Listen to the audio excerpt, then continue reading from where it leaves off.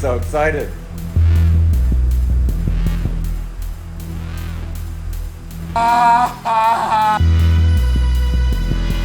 My brain is exploding. I am burnt out.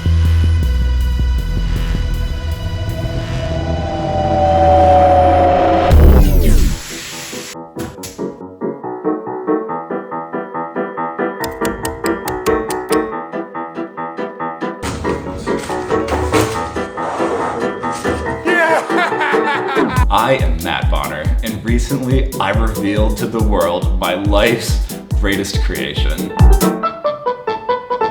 Here it is, the documentary of everything. My origins as a puzzle builder, why I did it, how I designed it, how I 3D printed it, how I made the stop motion, why I chose 34, why it can weigh 100 pounds and still not collapse under the weight of itself, why it turns so well, and answers to all the infinite questions you could ever ask about this world-shattering, bone-crushing, polylactic acid masterpiece. So get comfortable, throw this on your TV, make a bag of popcorn, and follow me on this one-of-a-kind adventure.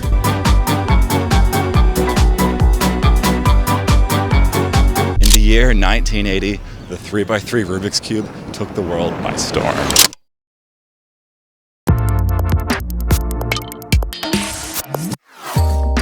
Overnight, the biggest fad in human history erupted, and 200 million Rubik's Cubes were purchased. In the midst of worldwide obsession, the 4x4 and 5x5 Rubik's Cubes were invented and manufactured en masse.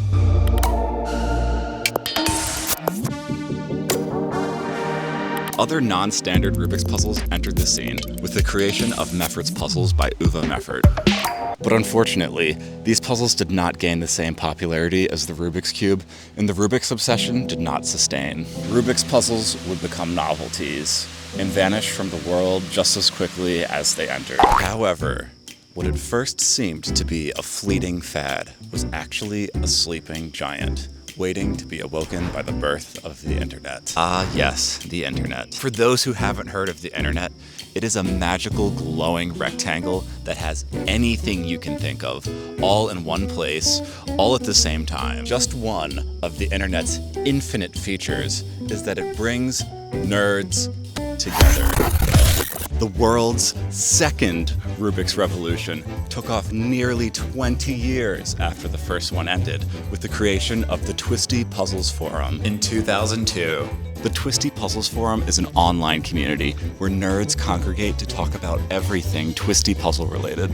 Since many of the puzzles we loved were not cubes, and most of them were not made by Rubik's, the term Twisty Puzzle became the standard nomenclature amongst our community. It was here where many brilliant minds came together to uncover the magical mysteries of Twisty Puzzles. Many sub-niches emerged within the Twisty Puzzles Forum, including a set of individuals who were primarily focused on inventing and fabricating totally unique, never-before-seen Twisty puzzles. These puzzles started simple, but grew in complexity as the collective knowledge advanced. And this is where I entered the scene. The year was 2007, when a 10-year-old Matt Bahner saw his soon-to-be best friend playing with a 5x5 Rubik's Cube on a playground at recess. I was awestruck.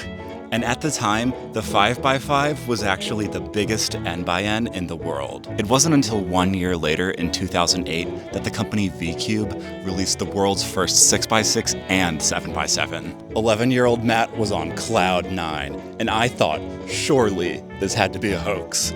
But to my delight, it was not. So I got myself a 6x6 and 7x7, and thus, the gears began to turn in my head.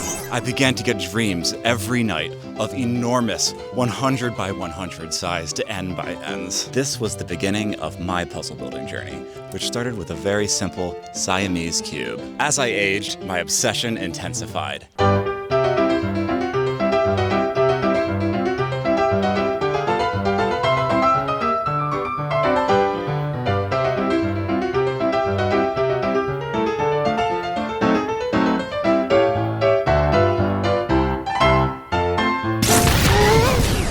first attempt at breaking the N by N world record was at age 13, when my 13-year-old best friend and I attempted to build a 13 by 13 Rubik's Cube. At the time, the world's biggest N by N was still the 7 by 7.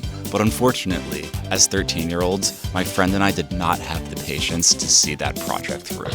I still think it would have worked if we had just executed on our plan. Soon after the 13 by 13 was abandoned, we got a mass-produced 9 by 9, and as you can see, I was bouncing off the walls. Hi, this is Yummy Yummy PB&J, and I'm really excited because they released the 9 by 9. And I'm not lying, I just ordered one. So, yeah, I'm really happy right now. And I know what you're thinking, and the answer is yes. That is me as a child. And yes, this channel did used to be called Yummy Yummy PBJ. And no, I haven't always been bald. Soon after the 9 by 9, we got a mass-produced 11 by 11. And soon after that, my favorite childhood idol, Oscar Van Devender, released a 3D printed 17 by 17 over-the-top cube. Seeing how awesome these behemoths were was what fueled my obsession and led to what would become the pinnacle of my puzzle building career. 10 years ago, when I was just 17, I built this, the Yoda Minx. At the time, it was the biggest Minx puzzle in the world. The success of the Yoda Minx would become a momentous part of my life. And so I was obsessed, determined, and excited to keep my puzzle building career going strong. But after graduating high school and landing myself in college, I realized that life had a lot more to offer than just puzzles. So I explored the wonders of art, nature, comp sci, romance, writing, and enough online chess to bring down my GPA. While my love for twisty puzzles drifted into a distant memory, I graduated college, got myself a job, and hung up my being an adult participation certificate. A full 7 years had passed since I had built the Yoda Minx, and during that time, building puzzles had rarely crossed my mind. As I followed the well-defined life path blazed by the laws of capitalism, one fateful day would take my life by storm.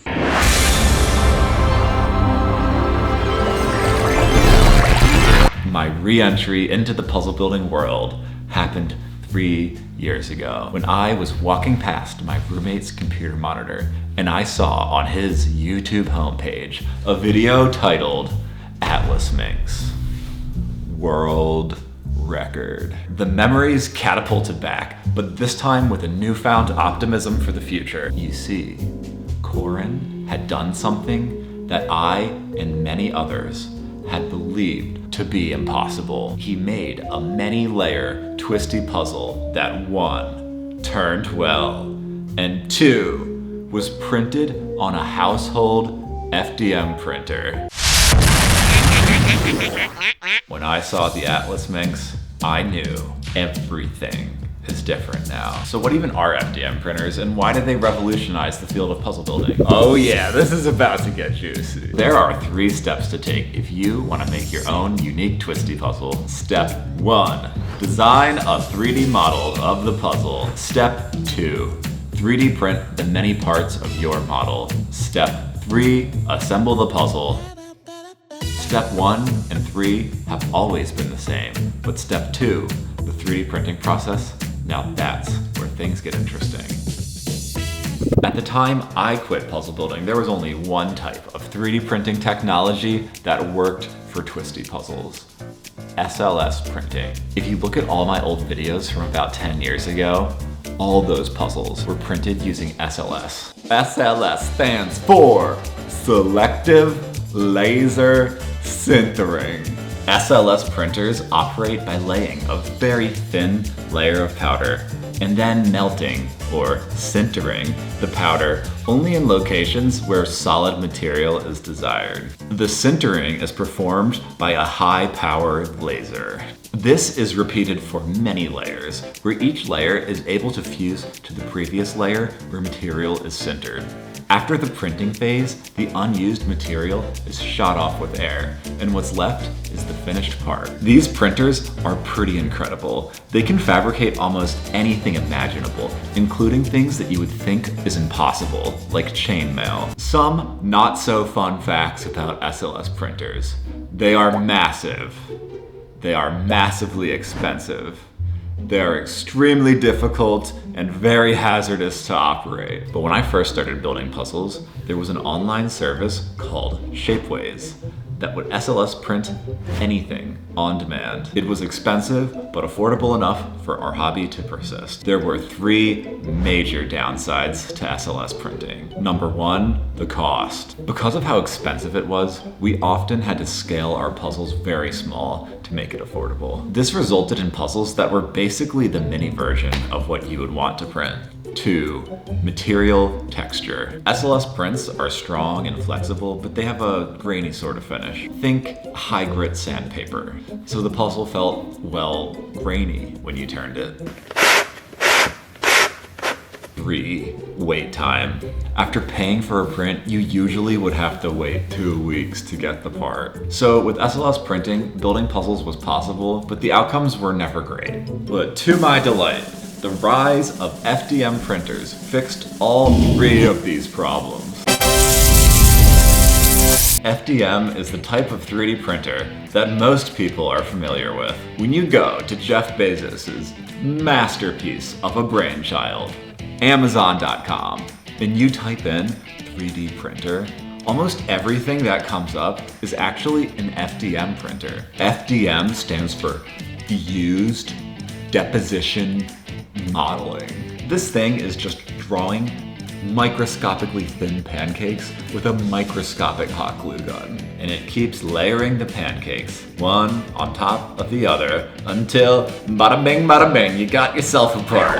For most of my life, FDM printers sucked at printing puzzles. One of the major drawbacks is that they cannot print in mid-air, so printing parts with complex geometries was basically impossible. But as the years passed, technology advanced to the point where it became good enough at printing parts with the complex geometries that twisty puzzles require. The Atlas Minx was a grand display of the abilities of FDM. FDM works. It's just that there's a learning curve to it, and Corin was the first one to surpass it. The same day I saw Corin's video, I bought my first 3D printer. Corin was the reason that I got back into puzzles. And curious enough, old Matt Bahner was the reason that Corin got into puzzles. I've dreamed of setting the N by N world record since I was 13 years old. And so, 2.5 years ago, I had the life-shattering revelation.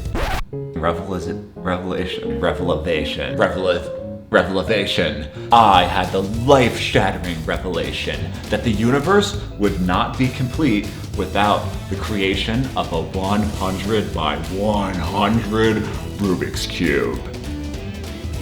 That was a good take. I knew it was possible, but I needed to learn more before investing thousands of hours and hundreds of thousands of dollars into a project that could very well fail. So I built the 20 by 20 as a learner project, which very well did fail.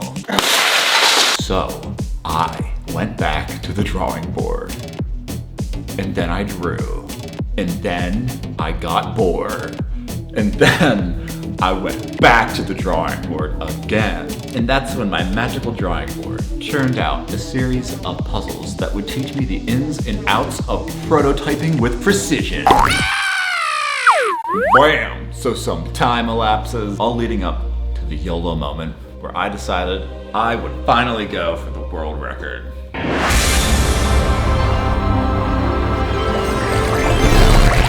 I think this was pretty obvious in my original video, but the 34 by 34 is huge. I'm not talking number of layers huge.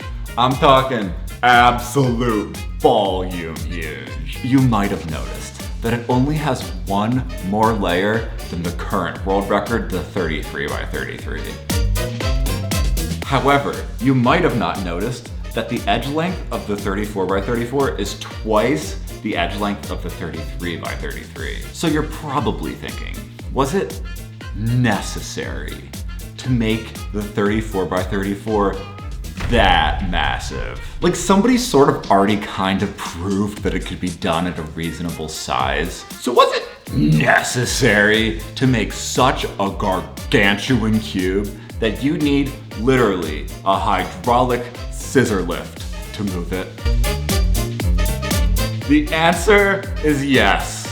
Yes, it was absolutely necessary. If you look at the 33x33 and some of the other giant 3D printed N/Ns, you might notice that they don't turn that well. I don't want to jab at these puzzles. They were pioneers, built by renegades. But if we're being honest, they barely pass as functional. I decided from the beginning of this project that I was going to rewrite everyone's idea of how good 3D printed puzzles could turn. I would compromise at nothing to maximize the turning quality of the 34x34. I was determined to set a new precedent. Thus, to make the 34x34 turn well, I needed to make it huge. A great man once said, "Many problems that arise when building puzzles will easily go away if you just scale everything up."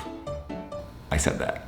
That was me. I tell everyone that. You're making your puzzles too small, make them bigger. Just make it bigger. It'll fix all the problems. Shout out to OK Jason. You make your puzzles the right size. Just take it. There's a scale feature on whatever software you use. Most of the time it's called scale, and you enter a number that's greater than 1. Bigger is better. The first major decision I had to make was, how many layers do I jam into this sucker? I'm definitely not ready for 100x100, so I had to pick something within my current skill set. There were 6 main reasons why I chose 34x34. Reason 1. Since my life goal is to make a 100x100, I needed to get some practice making even layer cubes. I got a lot of comments on my video like, isn't making even cubes harder than making odd cubes? And the answer is, like, not really actually, if I'm being honest. Even cubes are pretty much just the same thing as odd cubes mechanically, but with a few small tweaks to hide the middle layer and add a fancy cute little alignment mechanism. But I needed to practice even cubes because there is a few nuanced differences between the mechanism of an even cube and an odd cube. Reason 2. Adding 1 layer to a cube does not make it 1 layer % bigger. It actually makes it 1 layer cubed % bigger. That might not seem like a lot at first, but when we get to massive sizes, it actually is. You see, there's something called the square cube law, which states that when an object grows in size, its volume increases faster than its surface area. A good way to understand this is by looking at a singular cube. If we take a singular cube and double its edge length, you'll see that its volume increased by 8. Similarly, the 42x42 is almost twice as massive as the 34x34. That would weigh 200 pounds versus 100 pounds. 42 does not seem like that much bigger than 34, but 200 pounds does seem a lot bigger than 100 pounds. What I'm trying to get at here is every additional layer I add is a deceivingly costly decision. Going into the 34x34, I knew it was gonna roughly weigh 100 pounds, and that already worried me. I had to face the reality that surely this could very well just collapse under the weight of itself. I mean, nobody has ever tried to build anything of this magnitude before. So I wanted to get the world record, but I needed to be as safe as possible about it. I definitely could have just scaled the cube down a bit, but as I said earlier, I really think that would have made the turning quality suffer. Reason 3. This is the equation you use to calculate the number of parts in an n/n. It's actually a pretty clever equation. See if you can figure out why this works. When we simplify this equation using math, we will see that the first leading term is squared. So similar to the square cube law, adding just 1 layer doesn't add just 1 layer percent more parts. Going from a 34 by 34 to the next biggest thing, a 36 by 36, that has 12% as many parts. Additionally, the amount of manual effort that is required to design, 3D print, and assemble a giant N-by-N is proportional to the number of parts there are. Basically, Matt's time required to work on this is roughly equal to the number of parts there are. When I went into this project, I didn't know how long it was gonna take. I thought it could take 1,000 hours. 12% of 1,000 is 120 hours. If I added 2 layers, I have to spend an extra 120 hours working. And honestly, 36 is not that different than 34. And I didn't really feel like 120 hours was worth it for an extra 2 layers. As you can probably tell, we're starting to hit limits for how big these can get. Reason 4. When I was a kid, the N-by-N world record was Oscar Van Deventer's 17 by 17. And I was obsessed with that puzzle. 17 times 2 is, you guessed it, 34. So I was just in love with the idea of doubling what at one point had felt like an impossibility to me. Reason 5. This is the hardest reason to explain, but the mechanism I used had tiers. And these tiers needed to be organized. They needed some amount of uniformity. Here is a side view of the inside of the cube, or the mechanism. This drawing is actually enough to define every single part in this entire mechanism. If you're really smart, you might be able to figure out why. But anyway, even if you can't figure out why, notice here that there are 4 tiers to this mechanism. And if you look even closer, you'll see that each of these tiers has 4 parts locking into it. Going with 4 groups of 4 makes this mechanism very clean and orderly. It will make designing it simpler, sorting it simpler, and assembling it simpler. And now, just count the parts. 4 times 4 is 16. This chunk of 16 is mirrored on the opposite side. 16 plus 16 is 32. And then we add in both of the big fat outer layers, and that gives us 34. So 34 just happened to be a convenient number for the mechanism I like using. And finally, reason 6 as to why I picked 34 was to piss off Greg.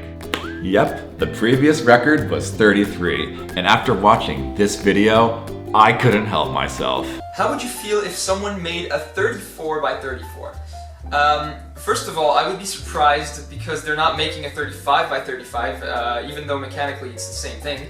And second of all, I would be very disappointed because, well, if someone breaks my record, at least I want it to be broken by a lot, not just by like a small margin for someone who really didn't make any extra effort to break it. You know, I want this record to be broken like massively, not just by 1 layer. That would be just disappointing and sad. Technically, even though I am only building a cube that's 1 layer bigger than the world record, if we hypothetically put a minimum turning quality requirement for world records, then this actually beats the world record by 11 layers, because the next biggest cube that turns well is the 23 by 23 that my good friend Jacob from Jacob Cubing made. You should go check it out. It's 3D printed. He did a fantastic job on it, and he's already solved it 2 times. The thought of the 34 by 34 collapsing under the weight of itself kept me up at night. It felt like a life or death outcome, and I would spiral for hours just trying to conceptualize how the parts would behave under that much stress. Eventually, I had a realization that made me confident that the weight would not be an issue. Excessive weight is not a risk. Excessive pressure is a risk. If a lot of force is concentrated on a small area, that small area has a lot of pressure. In the world of twisty puzzles, this is when things get dangerous and puzzles are at risk for exploding. So yes, it weighs 98 pounds. That is a lot of weight.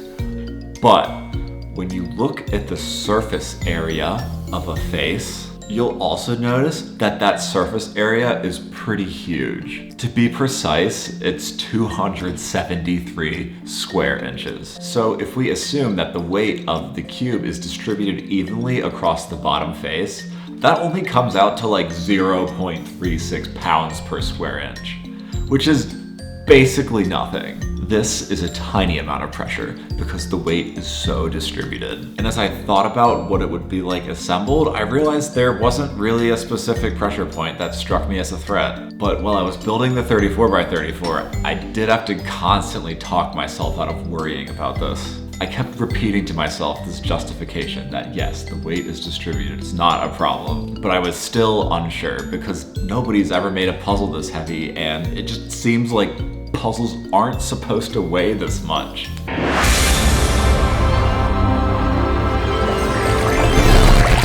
And now, the part we have all been waiting for, actually building it.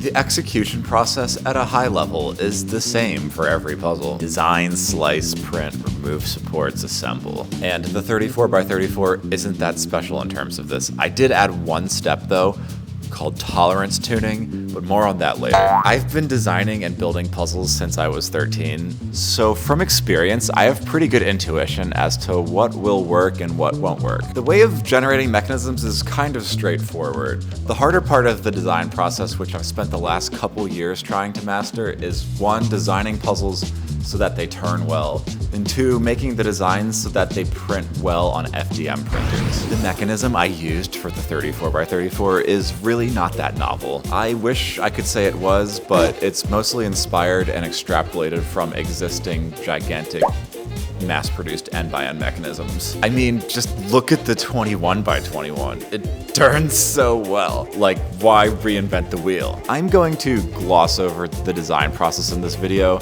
Designing puzzles is my favorite part of the build process. The design process is also very fascinating and probably a lot simpler than most people would imagine. I would probably have to make a 1-hour video to explain it to a level I would be happy with. And before you can learn how a 34x34 is designed, you should really learn how like a 3x3 is designed. I do have some old videos that go over how to design puzzles in SolidWorks, but I'm happy to announce that I've recently started using Onshape as my main CAD software. I'm loving Onshape. It's actually free to use, and I'm planning on making new, better edited tutorials explaining how to make puzzles in Onshape. Subscribe to not miss those videos. Back to the 34x34 design.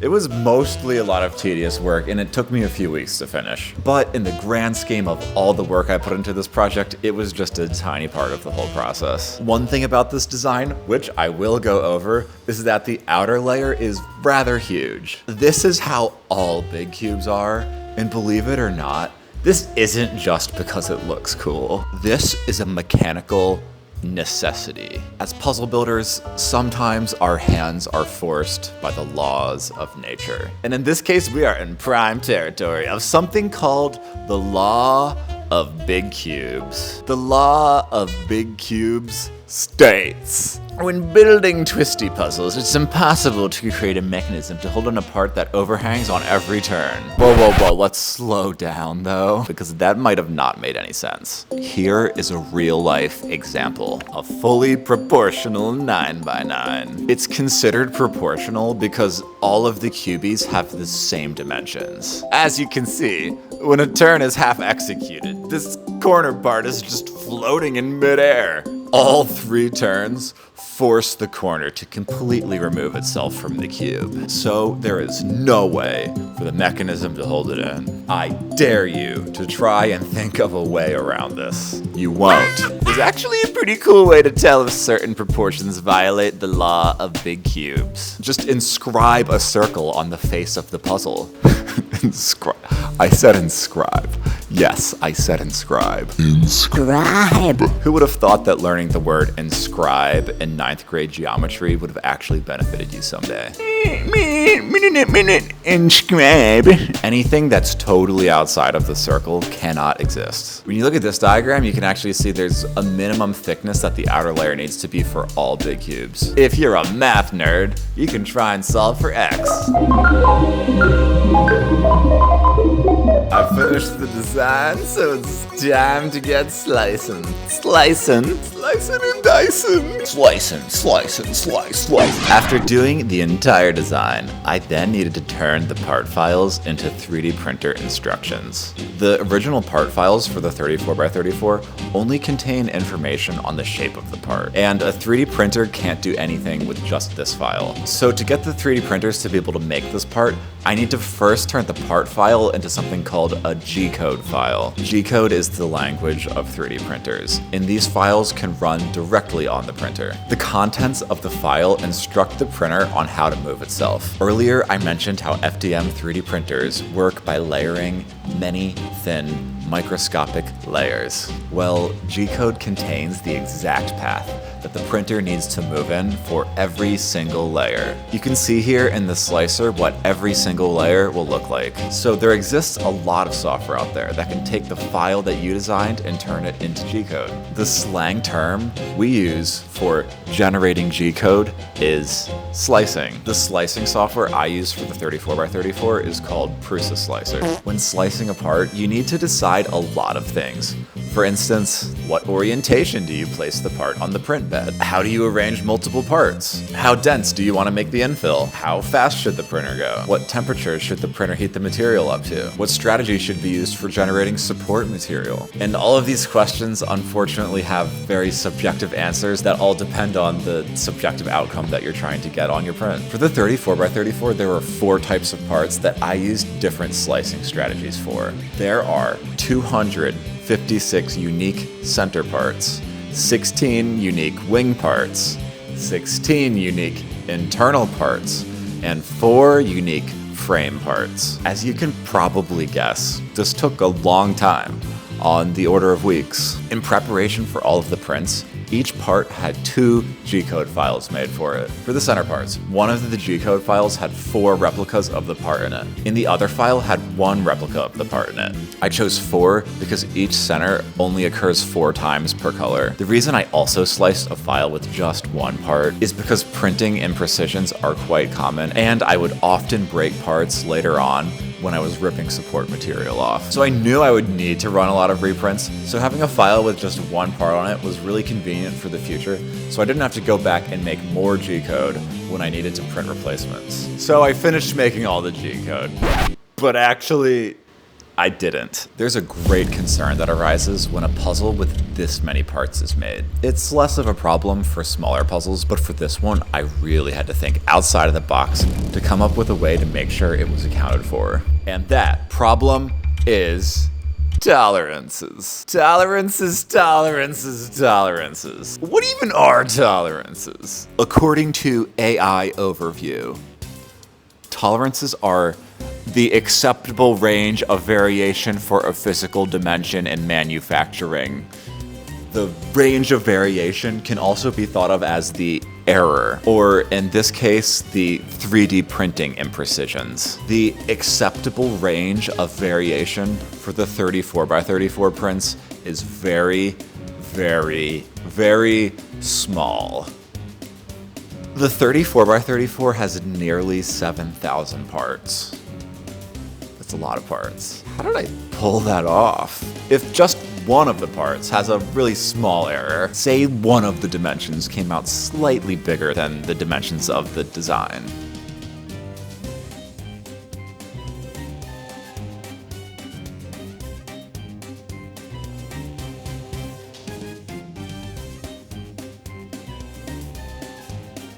it's not really going to affect the outcome of the whole cube. This is just 1 part out of 7,000, and the error is tiny, so no harm, no foul. However, imagine that all 7,000 parts had that same tiny error. That would be really bad. Like, everyone learned in grade school that 7,000 tiny errors is exactly equal to 1 gigantic error. And 1 gigantic error is equal to 1 exploding end by end.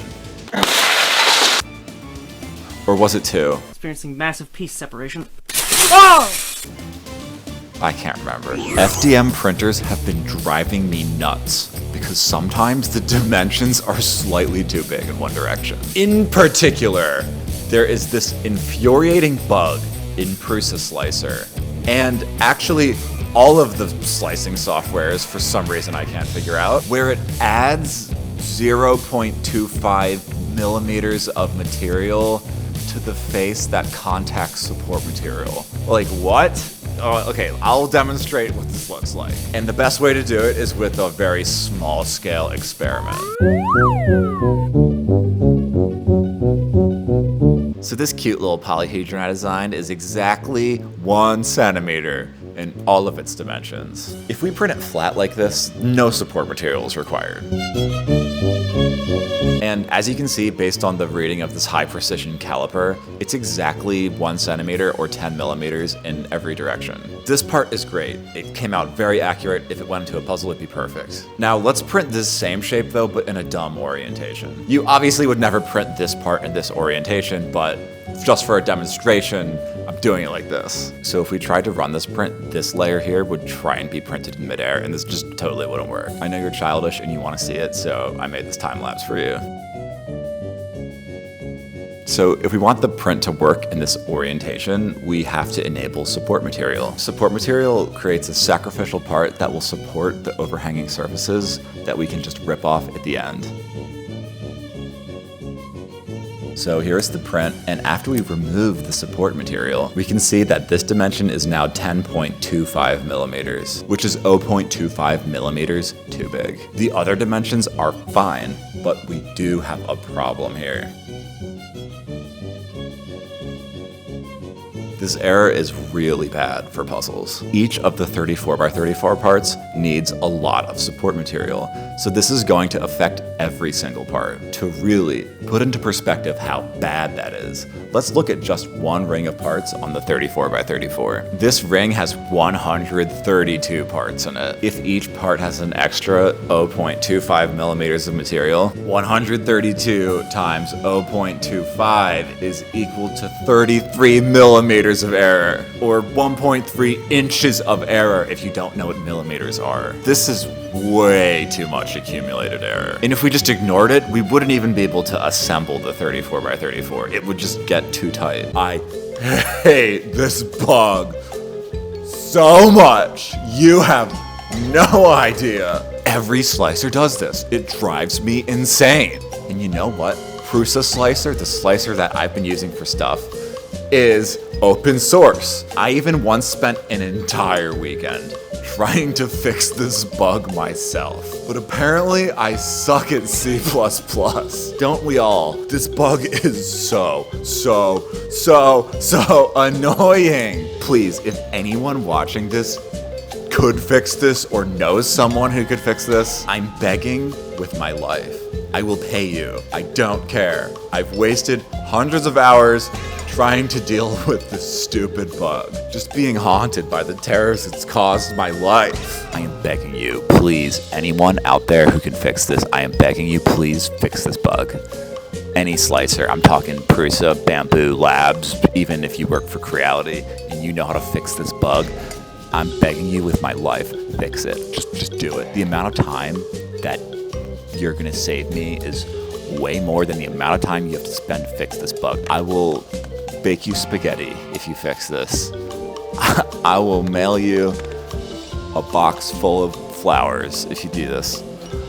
I will cook you a 4-course meal of chicken nuggets and mozzarella sticks if you do this. For Pete's sake, fix the bug, please! All the advancements in slicers have been fantastic.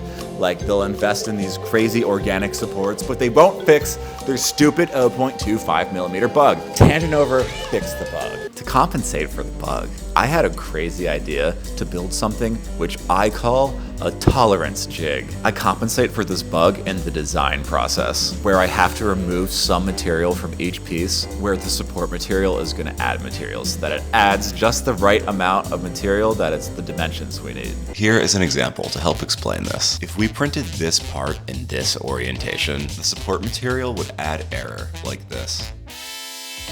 This error, as explained earlier, is bad. To fix this, we can adjust the design so that the error results in the part being the original intended dimensions. For this one, I really needed a way to test out that the parts were the right dimensions, so that I could ensure that the error was at an acceptable level. So I went into the 34x34 design file and I fused together a perimeter around a section of pieces. The reason I chose this section is because it has one of each unique part. So I printed out the jig and then I had myself a dimensionally accurate encasing for one section. I could now use this to measure the parts to see how good the error compensation was in the design. The plan was to keep adjusting the design until everything fits snugly into the jig. So I would 1. Adjust the file to compensate for the support offset. 2. Print out one of each part. Yes, there are 256 of these. 3. Fit the parts into the jig and see how snugly they fit. I repeated the cycle of adjust, print, measure, adjust, print, measure, until the parts fit perfectly snug into the jig. This gave me a lot of confidence in the design and made me very optimistic that the 34x34 was going to turn well. But this was very tedious because, as I said earlier, there are 256 unique parts and each of them needed to be individually tuned multiple times. Like, I had to do the adjustment, save it as a part file, make G-code, print G-code, rip off support material, assemble it into the jig, for 256 parts multiple times. This process took me over a month and it was very boring. But I'm really glad I nailed the tolerances. Because 1, I learned a lot and I don't think I need jigs for the future anymore and I can just go off my intuition for tolerances. And 2, the 34x34 just turned so well. And I really think this step was the most important part in making sure it turned well. 3D printers require material to melt and then deposit. This material is obtained in spools of plastic called filament. There are a million types of filament and a million brands that sell it. So I experimented with a lot of types before I committed to the one that I thought was best. So there's actually different types of plastic. It's not all just plastic. They differ on the chemical level, on the structure of the plastic atoms. But so there's basically like 3 types of plastic you can pick from for 3D printing. Now there's a few more if you're insane, but there's 3 commonly used types of plastic for 3D printing, and that is ABS, PETG, and PLA. Now let's go over these one by one, starting with ABS. ABS is a plastic that, whether you know it or not, you are familiar with. It's commonly used in everything, and I'm sure you can find it all over your house. It's the material that's used in mass-produced injection molded twisty puzzles, like your Speed Cube is ABS. 3D printers can print ABS, and the outcome is usually pretty good. The parts are strong, and the turning quality of ABS puzzles is awesome. Hands down the best. However, there is a massive downside to ABS. It emits smelly and toxic fumes when you print in it. For the 34x34 project, I was gonna be running a buttload of 3D printers around the clock in my house for months on end. So the hazardous fumes made ABS an absolute no-go for the 34x34. The next material I considered is PETG. PETG is a type of PET plastic. You also can find PET all over your house. It's most famous for being the material that water bottles are made of. Unlike ABS, PETG has no toxic fumes, and 3D printers handle PETG incredibly well. Of all 3 options, PETG is the strongest, and I've had some decent success using it for things in the past, like the God Emperor Pentultimate. The tiles of that are ABS, but the black innards are PETG. PETG also has a pretty nice turning feel.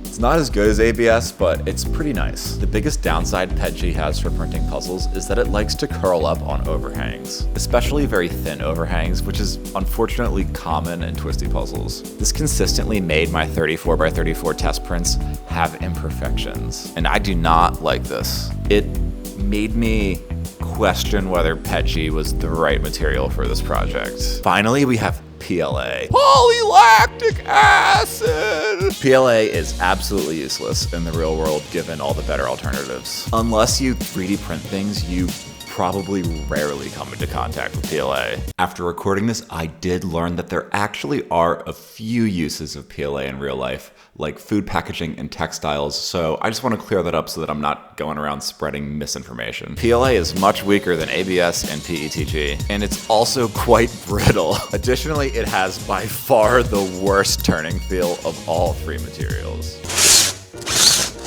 But PLA has a major upside, and that is 3D printers perform incredibly well when printing it. Compared to PETG and ABS, PLA has almost no print errors, and it doesn't have the same curling issue that PETG has. I was on the fence for a while about whether to use PLA or PETG, but I ultimately settled on PLA. I wanted to prioritize the dimensional accuracy of the parts over everything, as I thought this would result in the best turning quality. And PLA wins by a long shot for that metric. I did worry a little bit about PLA's brittleness when I was planning this project. If a part just happened to snap while it was inside the cube, I would pretty much be screwed and unable to remove the shard that was floating on the inside. This would pretty much ruin the entire cube. This seemed especially scary to me because of how long and thin some of these pieces are and how easily these test prints were snapping. So I sat with the thought for a while,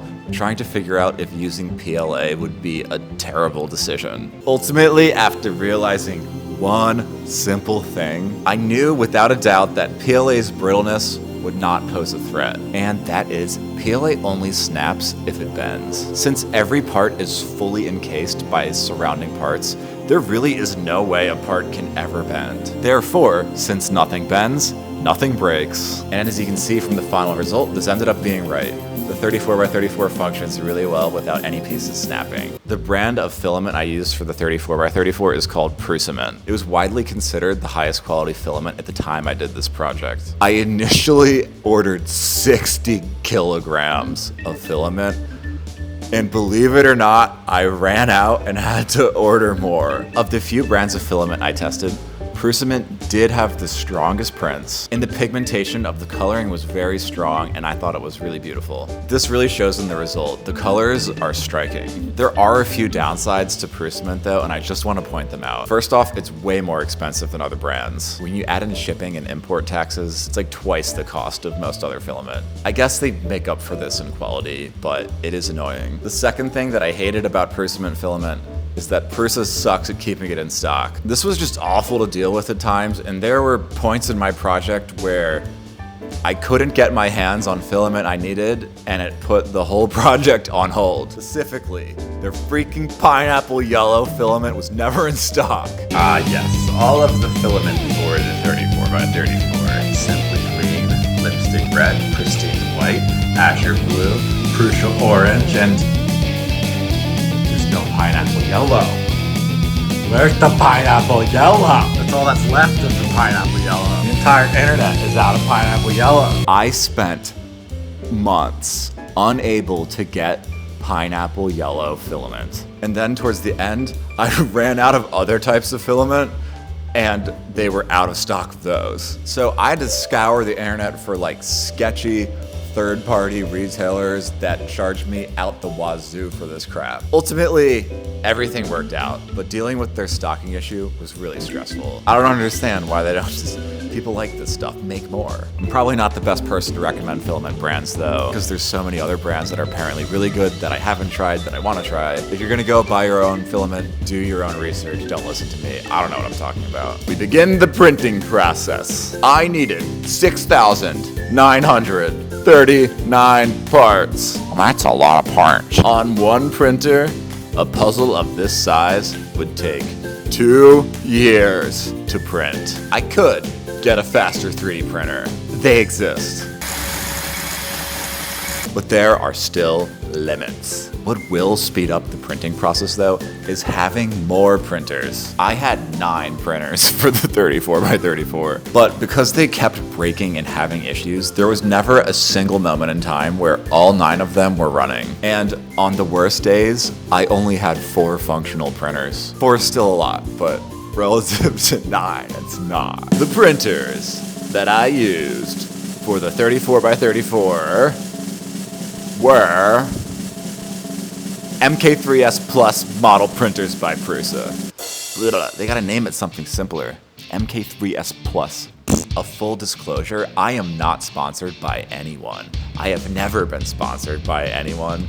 And I bought all the printers and all the material for the 34x34 with my own money. At the time I bought these printers, they were the GOAT of 3D printers. But there isn't much you can say about the MK3 now because it's outdated technology. There are newer, more advanced models out from many companies, Prusa being one of them, that blow the MK3 out of the water. So there's really no point in me reviewing them.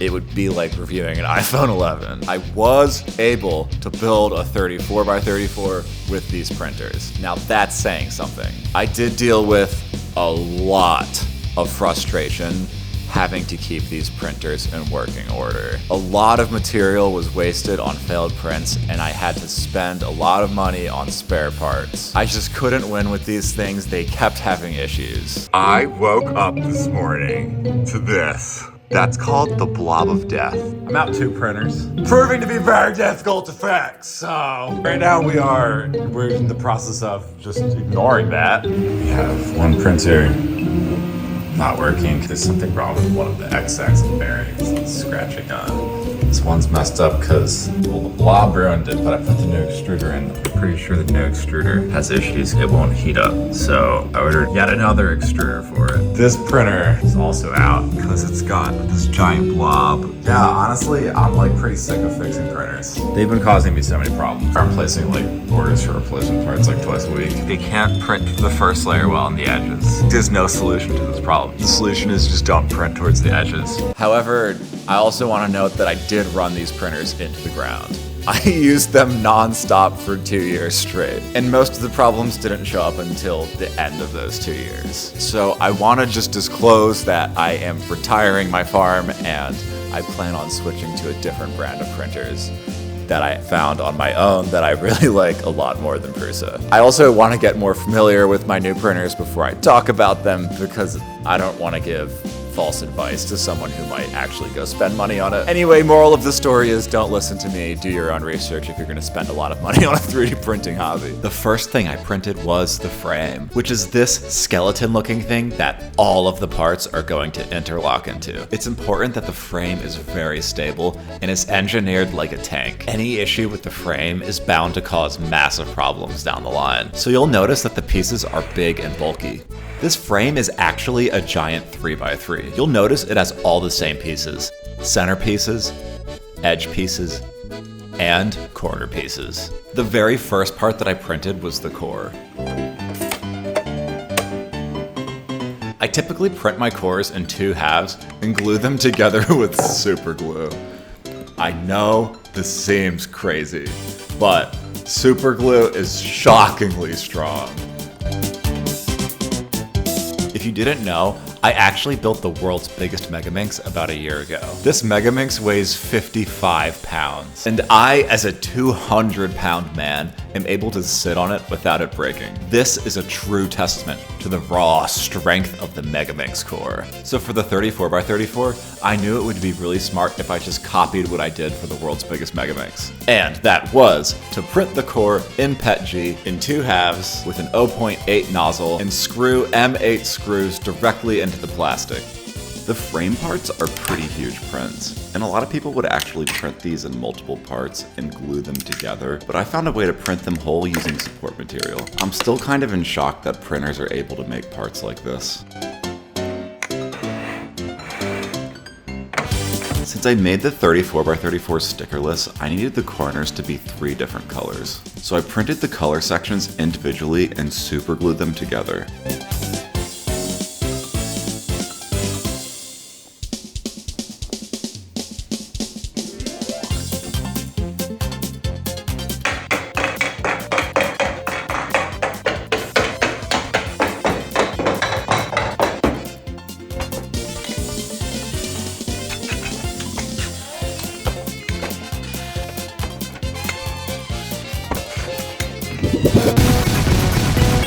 I broke the corners while I was assembling the core. This freaking core was a failure. So is this core. Like, what happened was I accidentally superglued one of the centers of the core and it wasn't going in, and the super glue was actually so strong that like the screw stripped the core. So I had to take it apart, and while I was taking it apart, one of the screws was really tight and I like lost grip of the entire frame and it spun, and two of these corners whacked into my arm and they just broke right off. I was very, very angry. I yelled super loud. Lots of curse words. Now I need to reprint the core and reprint two of these freaking corners. But it's just a minor setback. It's not gonna stop the whole thing. This is the third attempt at the core. And you can see it's on a towel because everything's covered in silicone and it's slippery. I don't want it to get everywhere. I think this one's gonna work.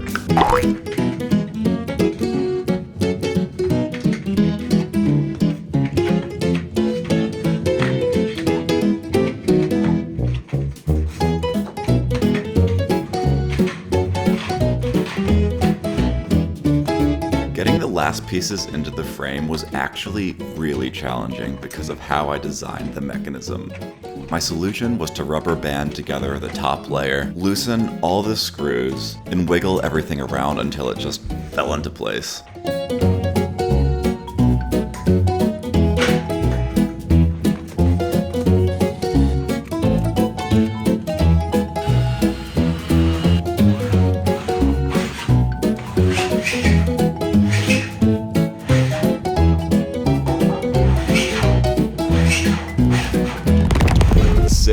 Square boxes worked perfectly for organizing the parts. I needed a way to name each of the 256 parts, and since the centers naturally exist in a grid, I used 2 numbers to index each box. For my college comp sci and linear algebra classes, I got used to indexing 2D grids where the top left cell is 0, 0, and all the other cells are indexed by the row column offset from the top left cell. These boxes were the perfect size, and they stacked together really well.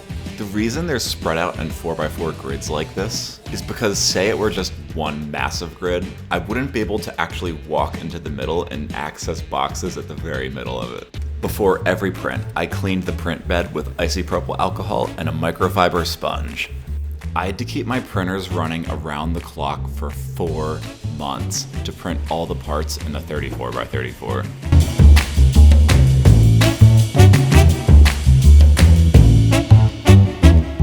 Most of the prints were about 4 hours long. So after starting prints, I would set a timer on my phone to make sure that I got there right when they finished.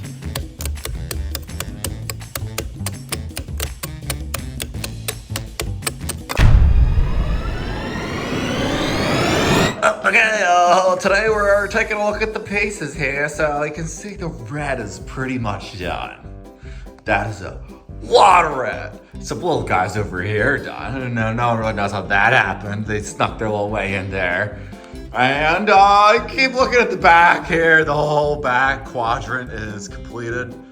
And that's a good looking quadrant. Although some of the quadrants are missing the pineapple yellow for an elaborate reason, which I'm not gonna get into details for now, but maybe later, cause you can see too, this quadrant is also partially done.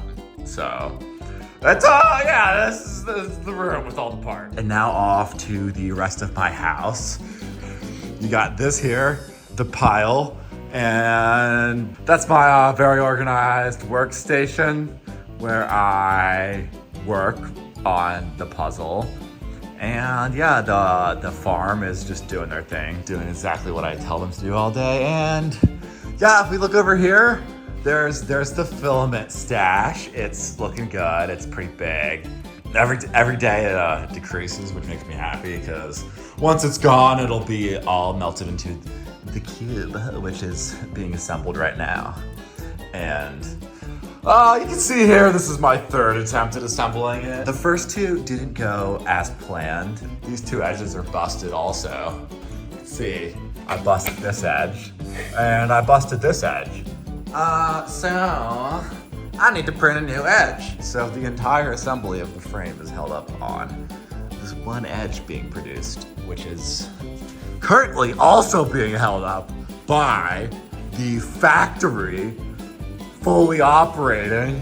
I don't have a single free printer, and this one's printing the world's biggest Pyraminx. This freaking insane project. So, 3 months in, 3 months in, 3 months in.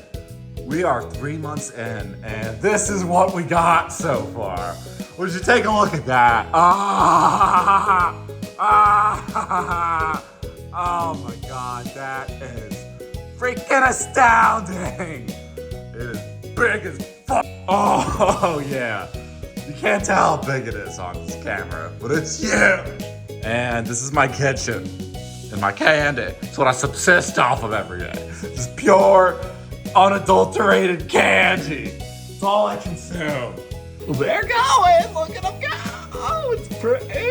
Pineapple yellow, pristine white, azure blue, Prusa orange, and simply green. Oh, look at it go. They're going. They're going. They're going. So aside from making giant Rubik's Cubes, I also make meatballs. Because I love meatballs. I'm an Italian man who just is obsessed with balls of meat. I am burnt out. It's so hard to stay focused. I need to build the world's biggest Pyraminx. And I need to build the 34x34. I need to build the video. I need to build everything.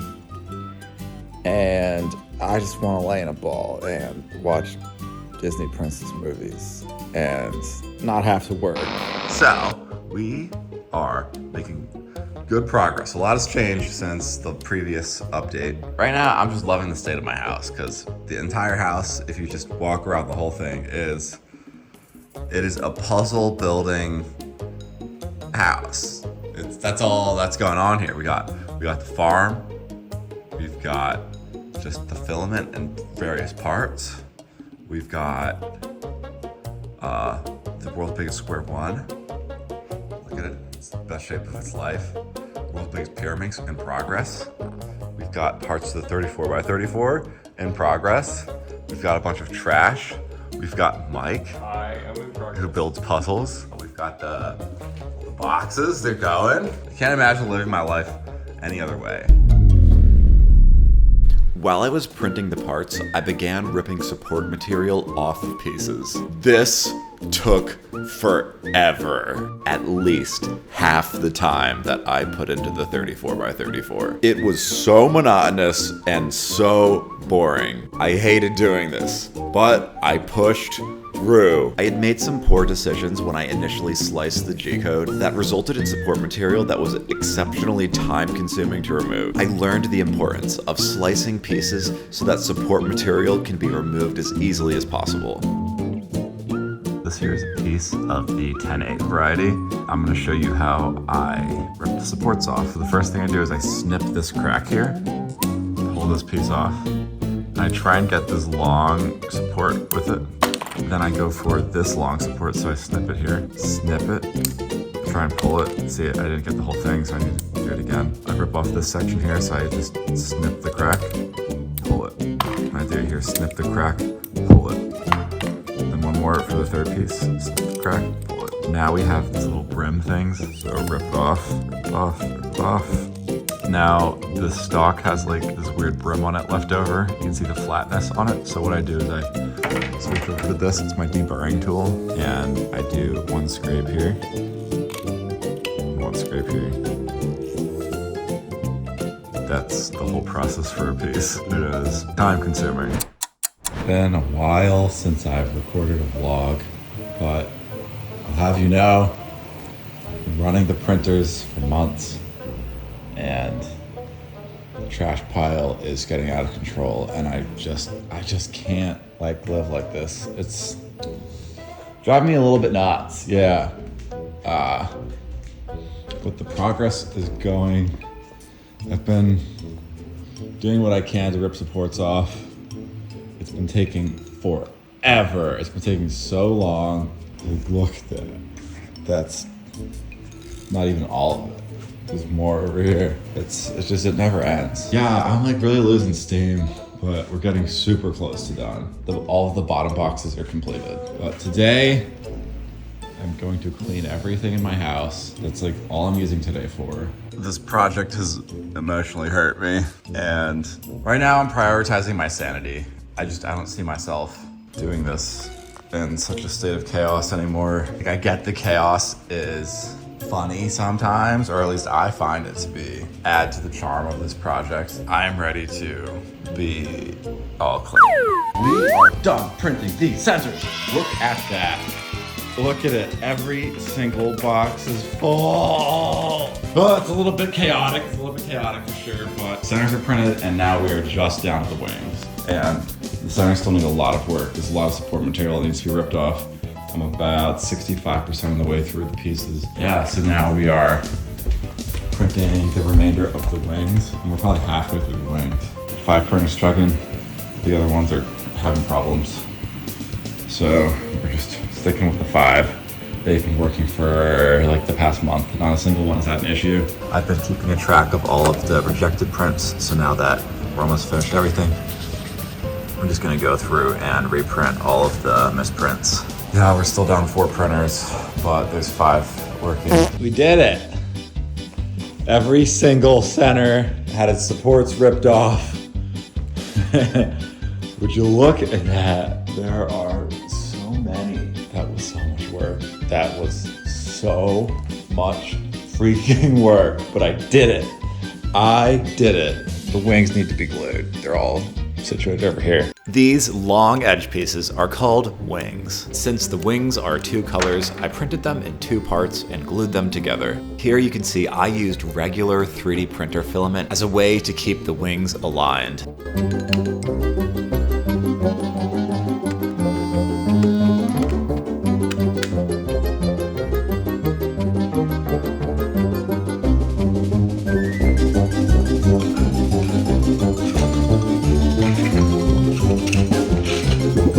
Stretch, and I'm really excited. I'm almost ready to start assembly. Here we're working on the wings. I'm just ripping off rubber bands. Once I'm done that, I'm gonna pile them into stacks. You can see now the printers are running because everything is printed. I ripped all the supports off. I went through all the pieces another time and I double checked all of them. Here is a bunch of filament. I ripped all of it out to sort it, and also because I wanted to like film this shot over here. You can see all the filaments nicely organized. It's funny because the shot is like super organized, but then when you turn the camera backwards, this is my freaking house. Look at that. That's just astounding. This is how it's going. The centers are all out of the office for the first time. There's all of the support material that got ripped off. There's a lot of it. Here's some more centers. I am going to use the wood that's here to build a rack to hold all the centers. When you come look in the office, you'll see it's actually completely empty. This is the only like non-chaotic part of my house right now. And the reason is this is where the assembly is gonna happen, and this needs to be super organized. Every single one of the 384 wings is unique. The first thing I had to do was snip off the rubber bands that were left over from when I glued them.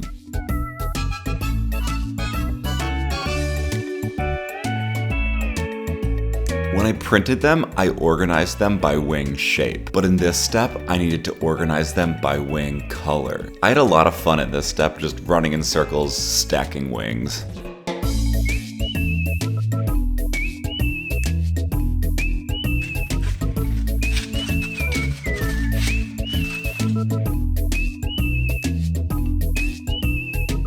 Done all the wings. Look at that. Look at this. That's really something. Oh my God. Somehow I ended up with an extra wing. Don't know how.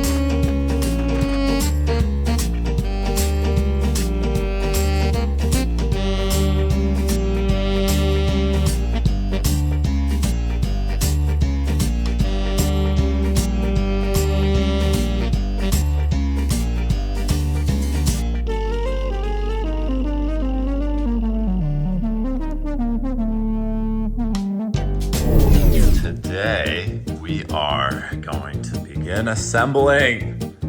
Finally! I've waited so long to start this.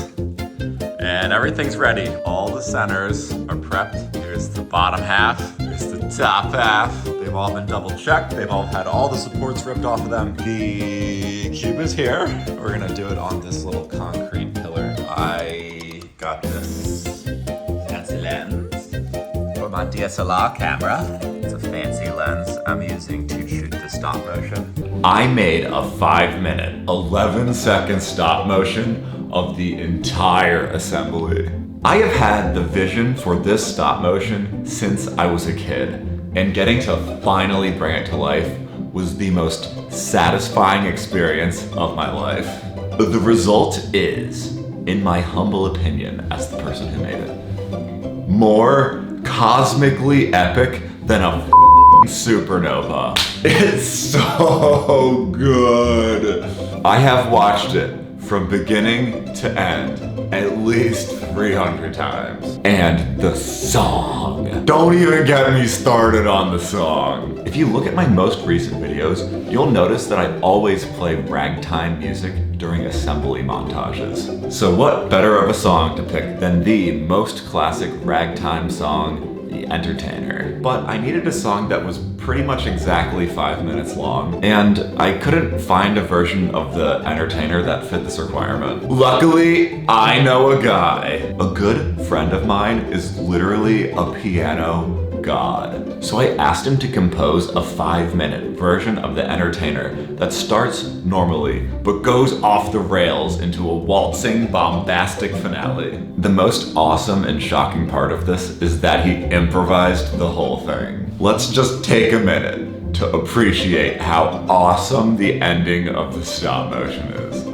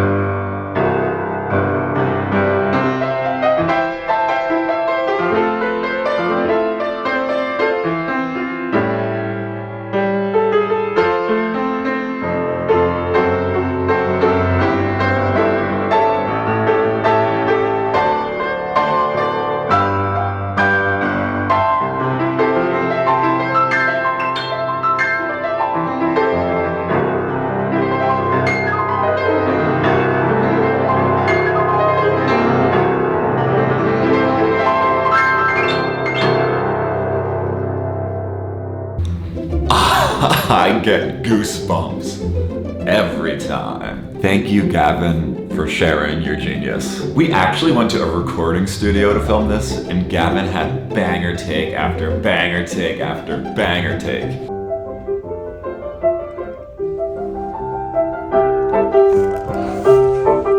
He must have churned out like 8 awesome versions of The Entertainer, and the one in the video was just the one that we liked the most. Recording that song was one of the funnest days ever. Just watch the stop motion. Just go, when this video's done, just go watch it. Watch the whole thing beginning to end. I promise you will love it. So we're doing the assembly stop motion, and I'm just playing around with lighting and angles. I'm not very good with these things. I'm not like an expert or whatever, but I think I'm figuring it out. Yeah, we boxed up all the windows to keep the lighting constant.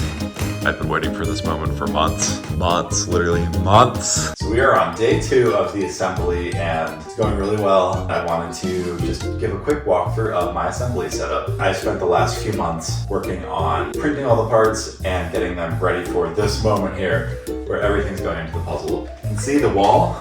This wall has all of the parts on. Well, this is half the parts. I decided to like build this wooden hanger thing and hang them up. It saves a lot of time to have them hung up here because I don't have to go walk to a different room to get them, because if I leave them on the floor, it takes up a lot of space. Yeah, and it took months, but I'm really happy I did this. Now that I'm assembling it, I realized, like, wow, putting all of that work into preparation for this was a great idea because it's been going really fast. I can show you a few more things I have. This here is a box I used to put the pieces in. So every row has 16 centers. So When I gather pieces, I'll lay them in this box and then put them next to the cube. It saves me a lot of time because I only have to go retrieve pieces every 16 pieces instead of every 1 piece. This here is lube. There's 10 giant bottles of 25 cc's of lube, and we already tanked 2. To be honest, I don't even think this is enough lube. The reason I want to lube it a lot is because I'm scared of it breaking, and the more lube I use, the lower chance that a piece breaks inside is, because it's more likely to slide than it is to get caught and snap. So I am lubing the living crap out of it. There's the cube. You can see I'm done 2 centers. You can see the other camera is up there, and we've got all these crazy lights on it. Every time I put a piece in, I have this remote to take a picture.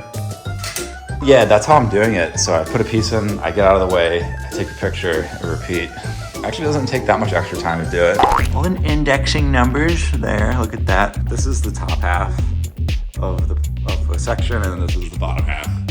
And it's kind of like a weird system, but I understand it. Like, I have it mapped out in my head. Yeah, I'm gonna show you just me working. So I'm gonna add in this row here, right above that section. First step is to grab the tool I made to retrieve pieces and pick up pieces.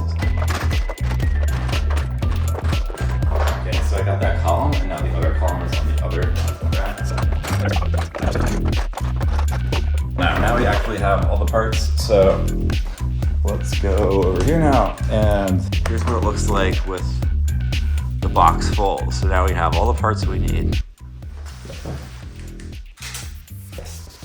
Key.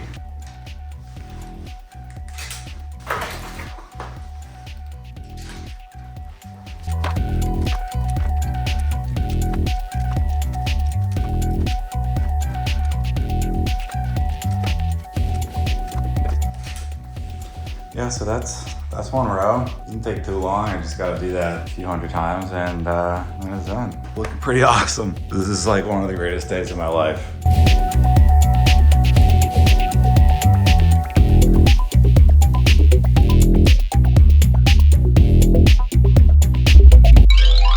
I've thought about this moment for a while, and I've kind of been dreading it. Now that I finished the orange side, I need to rotate it so this is facing on the bottom.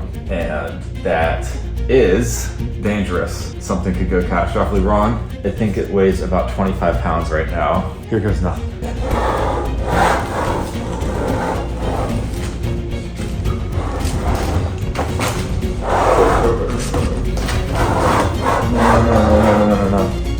No. Okay.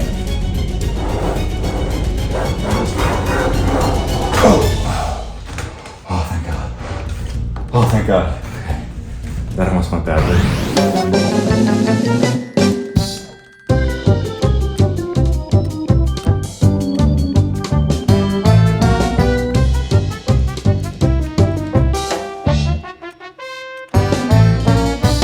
Look at that. I probably shouldn't do this, but I'm too excited. I think it's gonna work pretty well. This thing already turns. I should not do this, it's very childish, but I'm so excited to not. I'm still like learning about photography, so it's not gonna be the best stop motion. I've made some errors, like I realized that the aspect ratio is 4:3, which is not what is normal for video. Some people will definitely know this and be annoyed. As I'm assembling these corners, they scare me. All it takes is like one mishap, one quick jolt of the arm, and I could snap a corner. Hasn't happened yet, but it is my biggest fear while assembling this. Because if I break a corner and this thing is half assembled, I literally will have to take it all apart, so like sort all the pieces back into the boxes, like open up the frame, print a new corner, put it in. I would lose like probably 2 weeks of 100 hours of time if I had to do that. The thought of that is absolutely terrifying. So I am like really, really careful when my hands are near the cube or when my body's near the cube, because I cannot risk doing that. That would just be devastating. That would be a devastating problem. Other than that, this has been really fun to work on. I am so lucky that I get to assemble this. The mechanism is so cool, and it's so satisfying to put the pieces in and have everything lock into place.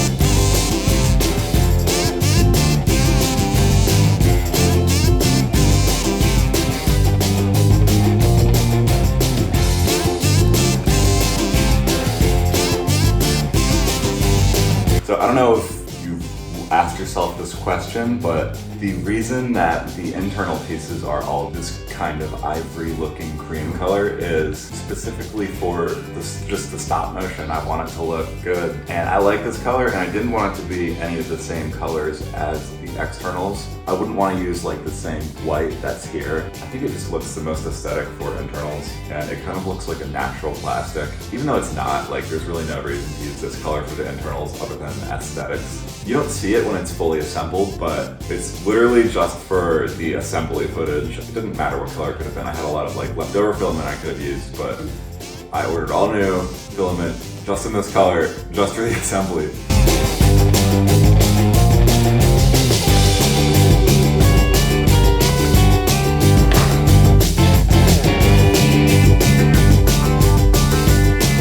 It is half assembled and it's looking so amazing. I am in love with how this thing looks. I know I shouldn't be doing this, but I've been just turning it a little bit. I want to try my luck here, but I also can't help myself. Uh-oh. Don't do this, Matt. Go back. Go back. Okay, I'm gonna go back. It clearly works to some extent. Catastrophic if something happened better. You know what? Let's just get back. Stop trying to turn it right now while it's half assembled, because that is honestly just a recipe for disaster. It's just a recipe for disaster. This entire project is a recipe for disaster. There's so many things that could just go catastrophically wrong.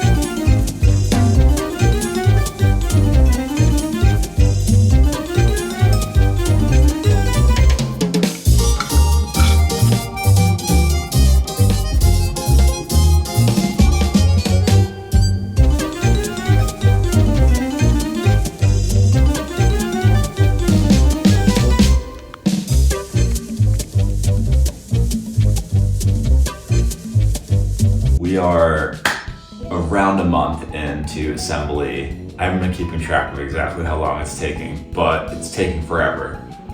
Doing it with the stop motion has massively increased the amount of time it takes. And especially when I start doing patterns like this, it takes even more time, because not only is it more difficult to place the pieces in when you have to do it diagonally like this, but also the act of retrieving pieces is also more complicated. If I was just assembling like row by row by row, then it would be really easy. I could just pick out a row of pieces at a time. But this is like really hard to keep in my head, like which pieces I need to grab even. Well, as much as the stop motion is gonna kick and it's gonna be a timeless spectacle, it also is consuming an ungodly amount of time. I'm really losing my mind over how long this is taking. I'm committed to it, and I'm almost at the end here. I'm doing this pattern where it's kind of like a W shape. What I'm going to do now is gather this row here. Do we need these 7 pieces and these 7 pieces? All the pieces we need for this left section are going to be on this wall here, and they're going to start this piece.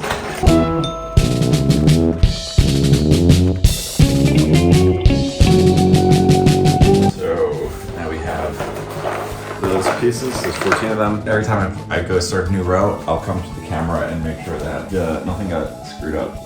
Looks okay. The white has been kind of challenging to photograph because, you know, I'm not a photographer, so I've been having issues trying to keep the white from being really overexposed.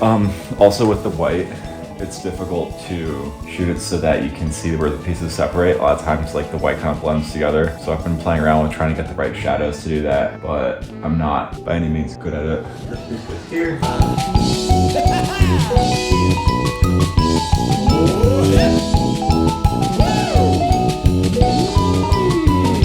I think this is an awesome hobby, but I feel like a lot of people in the past who have built giant cubes like this, to them it's more about building the cube and they're less focused on making a video. But for this build, I really want the world to see the spectacle of this. I don't want the coolness of the mechanism and the coolness of the building process to just live with me. And I feel like to do that, we need something like the stop motion of the entire assembly. Yeah, we did it. We assembled everything up to the last layer. Oh yeah. Look at that! That's massive. Not sure if it's even gonna be able to fit together at the end. It'd be hard to get some of the last pieces in, but you know what? Cross that bridge when we get there. We are back. We're back at it. I am very happy to be working on this again. It's been somewhere between 1 and 2 months since I've made any real substantial progress on the assembly. Yeah, it sucks that I had to put the project on hold for so long, but there were some issues with, well, I wasn't monetized on YouTube, and I wanted to get monetized before uploading this. So I put this on hold, made the floppy Yoda minks, I made the giant 11x11 ball, and they are finished. They're done. I started building a Choposaurus, but I'm not gonna finish that because that was a stupid impulsive thing to do because this is way more important, and I just need to get this done. I'm losing my mind over this project. It's been 8 months since I started this project. So yeah, we're back at it, and we are onto the red side, so I need to get the wings in first.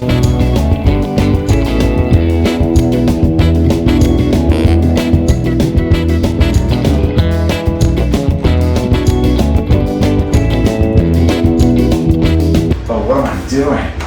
Just move the cube. It's so stupid.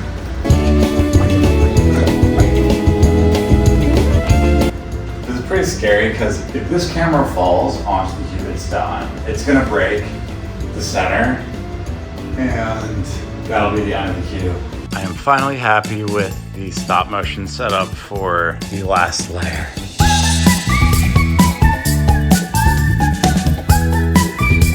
We have the camera up there, so high. You can see the tripod is taped to the chair there. It's taped to 3 of the chairs. And I've put my ladder here so that I can get to the camera. Currently I need to get this wing in here. It needs to go below, and it just doesn't fit. There's literally no way to get it in. I thought about it for a while, and I think this part is unnecessary. So I'm gonna snip it off and stick this in and really hope that it doesn't cause issues down the line.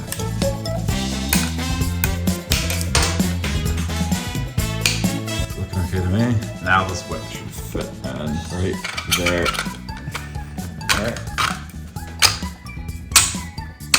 Nice. Okay, we got all the wings in, and we're on to assembling the red side. And it's really great news, except that the red wings were impossible to fit in. They were too big. Notice here that there is literally no room for the very last wing to fit in. Since each wing is 8 millimeters thick, that means that we've accumulated 8 millimeters of error somewhere, which is a lot of error. So where is all this error even coming from? I actually recently encountered this same exact issue when I built the floppy Yoda minks. I went over this issue in the floppy Yoda minks video, but I'll quickly recap it now. Earlier, I showed the wing gluing process. I used alignment pegs to make sure the 2 halves of the wings matched perfectly. However, the pegs were still able to wiggle a little bit out of place, and this created tiny misalignments. This graphic shows an exaggerated idea of what a gluing misalignment would look like. A small amount of error on one piece is really not a problem, but when many pieces with a small error are stacked together, the error becomes large. To explain this better, think of the wing as this square. The gluing misalignments are going to cause a small amount of error. This is how thick the wing should be, and this is how thick it actually is. It's not that big of a difference. However, we have many wings stacked on top of each other, and you'll notice that the many tiny errors accumulate into a large error. On the 34x34, the wing errors ultimately squished the entire frame to consume whatever space was available. It's a bit subtle here, but you'll notice that the wings are too big and are squeezing the entire frame inwards.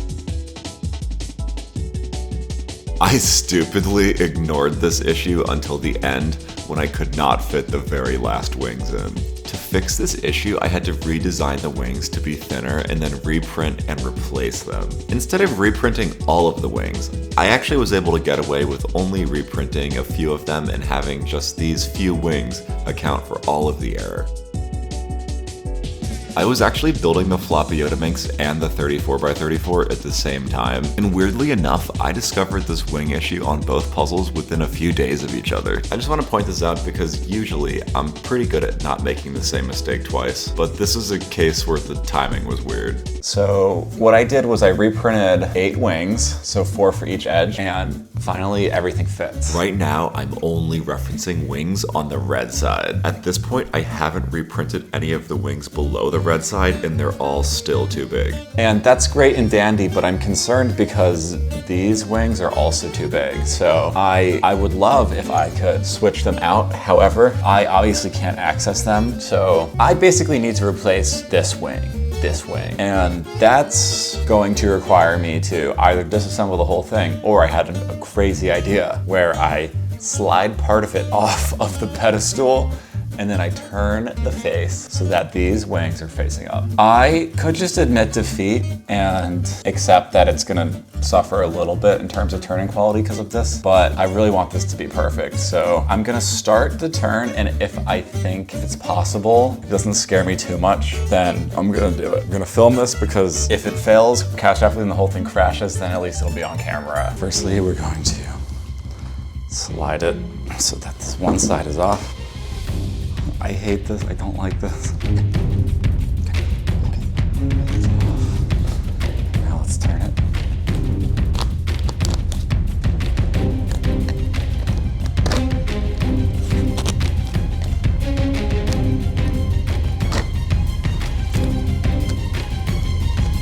Everything seems fine right now.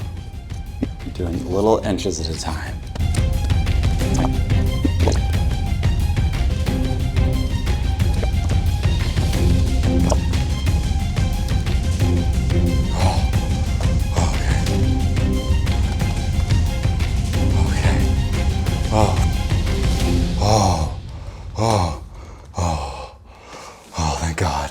Thank God that worked.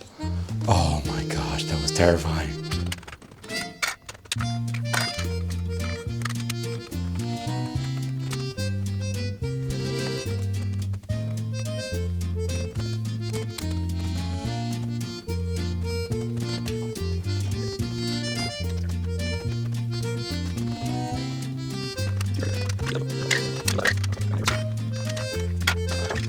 I am going to finish assembling it literally today.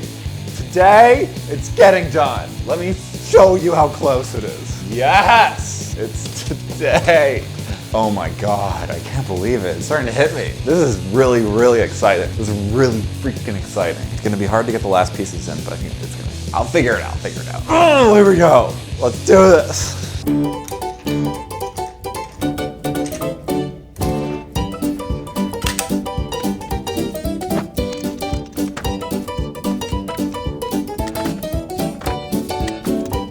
So we had a little incident with the cube here, and what was going on was I couldn't get the last pieces in, so I changed my strategy for how to get them in. I realized that these centers are going to be a lot easier to put in than these ones last. So I started ripping parts out, and a lot of them broke when they came out, so I don't have to reprint a bunch of parts, but I think it's okay. I'm not freaking out yet, but it's been really, really hard to get these last few pieces in. As you can see, there's 17 pieces left. The piece of duct tape here is holding these pieces from falling back so that we can take good stop motion pictures. There's the stop motion camera. We need the pictures to look pretty, so that explains why the duct tape is here. So I'm going to remove the duct tape because we need to get a piece in this. You can see if it's not there, all the pieces can slide down this way. I don't want to let them go. So now that it's out though, we need to access the hole and we can't have these pieces slip in, so I'm gonna tape them back now. Nice, this seems secure. And now we gotta get this in, and this does not fit. So what I did was I made this tool here. I just 3D printed this little wedge. It's like super simple. Wedge it open a little bit and just enough so I can fit this piece in behind that. Cool. So now it is in. And now we'll pull this tape off and put that in. Now with this tape. Awesome. And now we take the picture and on to the next piece. There are 4 pieces left, but I broke this piece while trying to insert it. This piece broke when going in. So I realized that these pieces need to bend quite a bit to fit in. They can fit, they just have to bend. My solution was to actually reprint this piece in PETG, glue on a PLA cap. PETG is more flexible and stronger. This is the piece in PETG, and I normally don't print the 34 by 34 pieces in this orientation, but this orientation is actually a lot stronger because all the layers are in one layer. And I also made it 100% infill, so it's very, very strong, and also it's PETG. So hopefully this one can bend without breaking.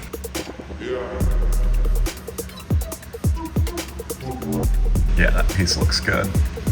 Got the last 4 pieces ready. They are all PETG. Let's wedge it. Here goes nothing. Oh yeah, it worked. Cool.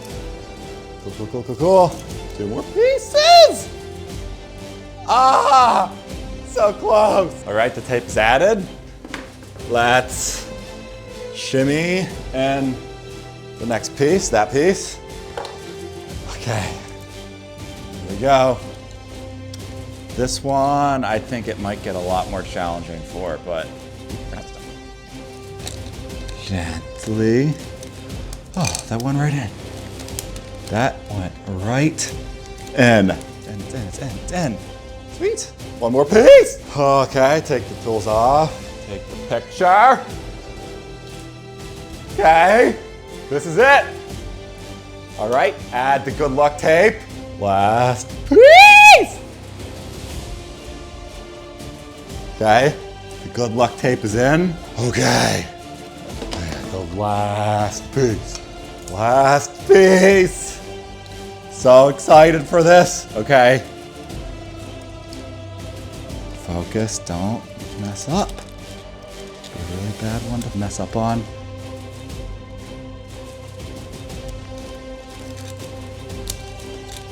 Oh, it's in. It's in. Wait, it's not in. What the heck?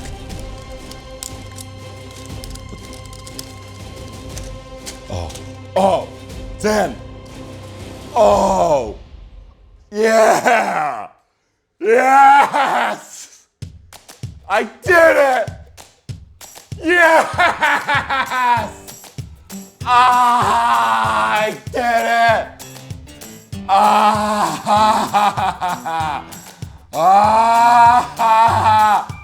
Oh yeah!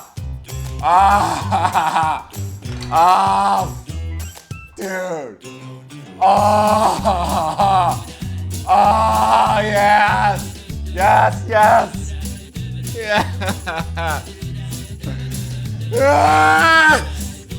Yes! I did it! Ah! Oh my God! Oh!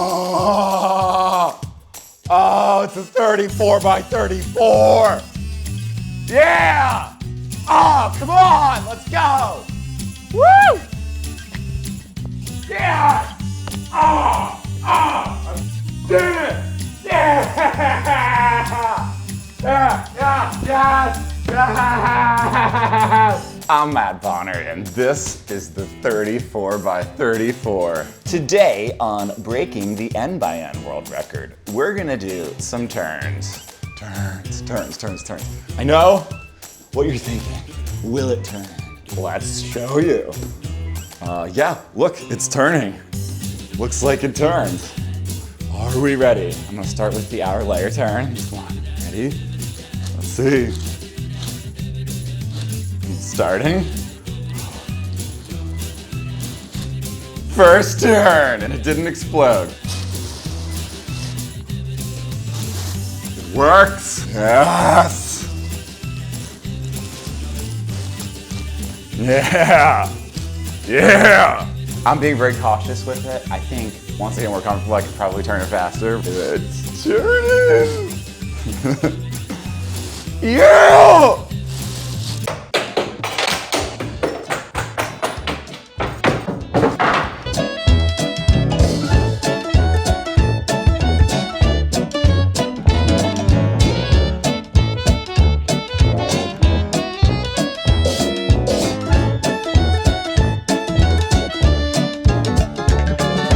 Take our time. What's this thing do?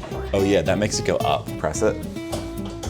Nice. No, I'm going up. Yeah, and then that makes it go down. And it can hold 500 pounds. Isn't it? It's like the perfect tool for moving this thing. It is.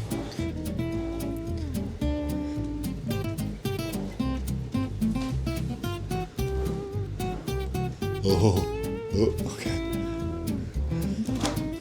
That wasn't too bad. Now let's lower it. Just so that I want the center of mass to be as low as possible. Cool. All right, now it's time to move this. When I was first thinking about it, it was pretty scary, but this seems totally fine. Oh my God, it's moving. This has been in that room for months. Now it's finally leaving. This is a risky moment. Ready? Back wheels. Nice. That was surprisingly smooth. Cool. Next, we gotta jack it up. I got the scissor lift just for this. Okay. Nice. It's going on to the tool.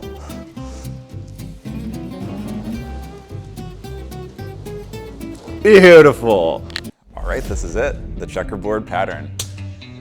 And I've got 4 of my best friends here, and they all love cubes too. So this is a great historic day. My rhythm's off 'cause I'm gonna dance like nobody's watching me. I'm gonna dance by myself like nobody's watching. Don't really care if my rhythm's off 'cause I'm gonna dance like nobody's watching me. I'm gonna dance. I'm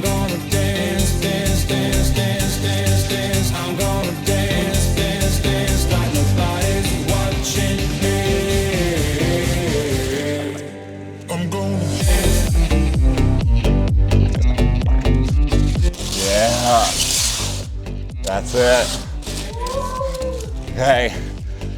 Yes, so these 4 sides are fully checkered, and then the top and the bottom are 33 by 33 checkered. But yeah, that's it.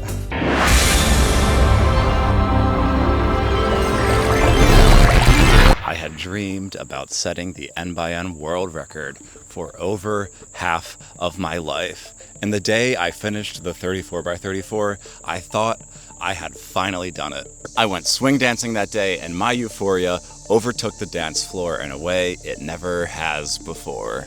3 days after finishing the 34 by 34, to my disbelief, I had learned that someone had finished building a 49 by 49 just 1 month before I finished the 34 by 34.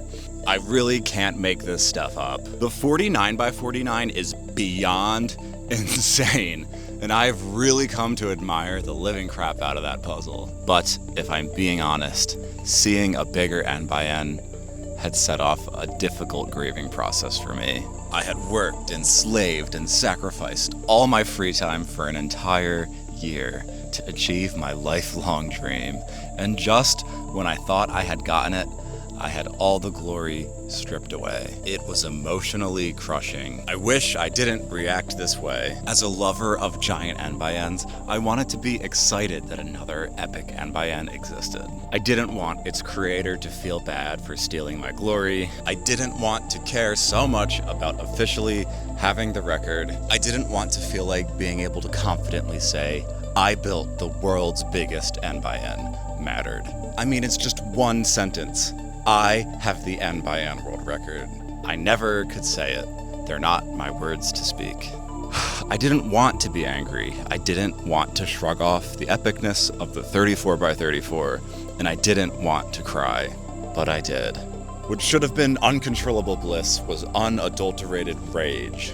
But there's a reason that tragedies make some of the best stories. I will build a 100 by 100 someday. Not today, not tomorrow, not for a year, not for a decade, but someday I will. I know I will. In a cosmically strange way, it's kind of beautiful that the 34 by 34 was never the world record. It's the universe poking me and telling me, this isn't it for you. It's a relief that this isn't the end of my giant N by N building story. The show must go on. For this, for now, for always, for the impulsive daydreaming, for the 2 a.m. FaceTime calls ripping support material off of parts, for the never-ending circus in my head, for the restlessness, for the obsession, for the rage, for the tenacity, for the churn of creativity, for the buzzing of the universe, for the heartbreak, for the redemption, for the fear of cracking, for the paradigm of puzzles, for the magical mystery of life on Earth, for the echoes of the past, for the convergence of everything all at once. For the friends, for the memories, for the infinite potential of the future, for the need to hit like and subscribe, for the love of polylactic acid. I am proud to immortalize what has been the most epic chapter in the story of Matt Bahner, the birth of the impossible 34 by 34.